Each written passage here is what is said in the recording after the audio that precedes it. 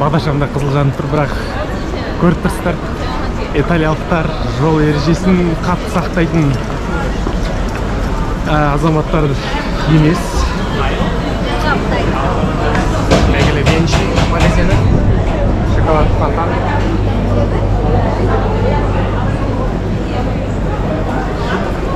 Очередь келді, сөз жоқ. Өте көп. Халал. Бұл әйгілі антикалық храм Пантеонға апаратын жол. Көріп тұрсыз, жолдағы әрбір адам өзінің, кстати, каннабис шоп, Амстердам. Жастардың арасында өте танымал магазиндердің бірі.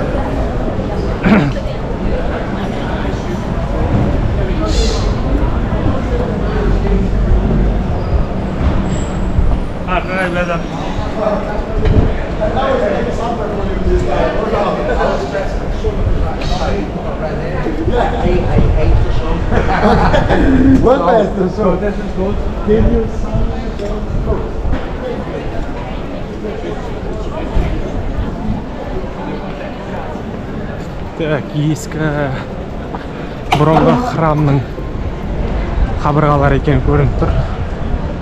Қараңыз, антикалық кезең. Қаншама мүжілген, қажалған, сынған, бірақ сонда да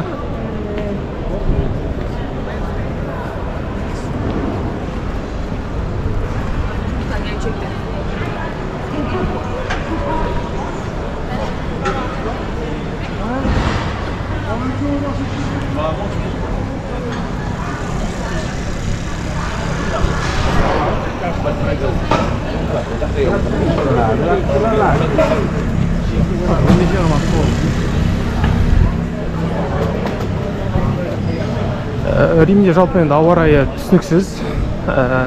Италиялықтар өздері бұл плюс 16-17 градус температурада курткамен қалың киініп жүреді. Ал бірақ өте салқын жақтан келген біздер үшін бұл өте жылы.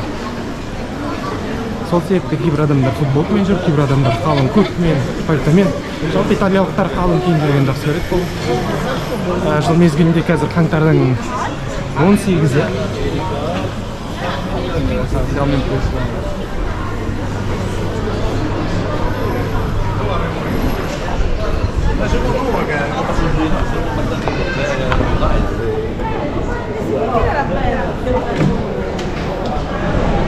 Енді бұл жердегі адамдардың барлығы келістер үшін жасалған.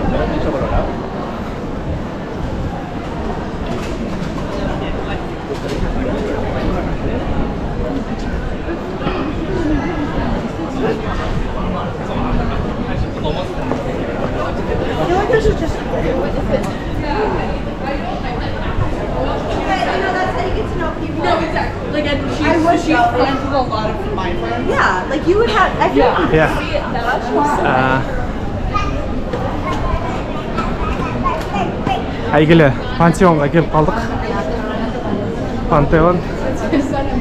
Бәріміз тарих кітаптарындағы, университет тарих кітабынан білетін суреті таныс пантеон. Алғашында жаңағы ежелгі Рим империясы кезінде храм болған пантеон, кейін христиан дінін қабылдағаннан кейін бұл Италияда шіркеуге айналған. Міне әйгілі пантеон осы.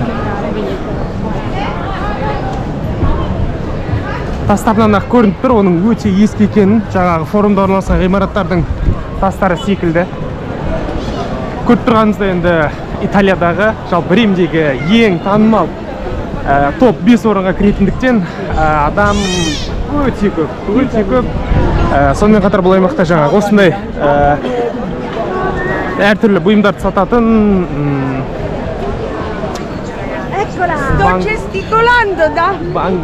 Бангладеш, Үндістан сияқты елдерден келген адам өте көп. Бұл адамдардың барлығы сол жаңағы пантеонға қарап сүйсініп, мынау әйгілі египеттік обелисктің астында тұрған фонтанның жанында әйгілі пантеонды тамашалап отыр. Очередь көріп тұрсыз, өте көп.